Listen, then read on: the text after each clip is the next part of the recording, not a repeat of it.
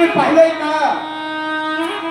असं असं विचारत राहतात, दगडांना कवटाळतात, झाडांना कवटाळतात, त्याला विनंती करतात, अरे तुम्ही या वनसृष्टीचे साक्षी आहात, तुम्ही पाहिले असेल ना, तुम्ही साक्षीदार असं आहेत ना, सांगा ना माझ्या सीतेला कोणी नेलं?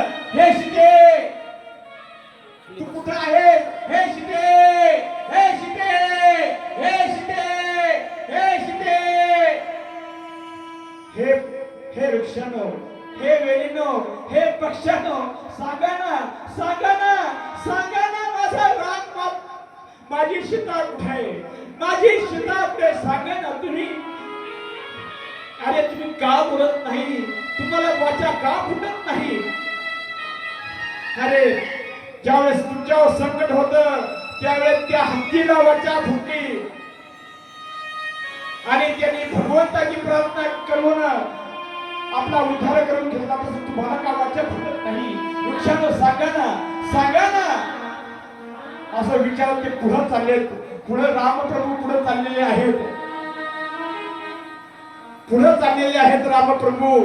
आणि त्यावेळेस त्याच्या पादावर स्वर गेले, हे राम, हे राम, हे राम, राम, हे राम, हे प्राणप्रिय प्राण सखा, हे राम. आणि राम प्रभूंनी पाहिलं, जे माझ्या वडिलांचे मित्र, दशरथींचे मित्र, म्हणजे आमच्या समान, आम्हाला पित्या समान असणारे जटायू, कोणी तुमची अवस्था केली, कोणी तुमची ही अवस्था केली? आणि मग जटायूने सांगितलं, दुष्ट रावण, माझी पदू तुमची भार्या सीता मैयाला घेऊन जात होता. मी तिच्यावर घनघोर युद्ध केलं, पण त्यांनी मला खोटं बोलून फसवलं, हे राम.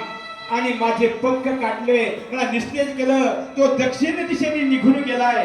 राम, राम, मी आता तुम्ही सांगा, मी तुम्हाला जिवंत करू का? नाही, यासारखं भाग्य नाही. अरे यासाठी सारे जग, सारे ऋषी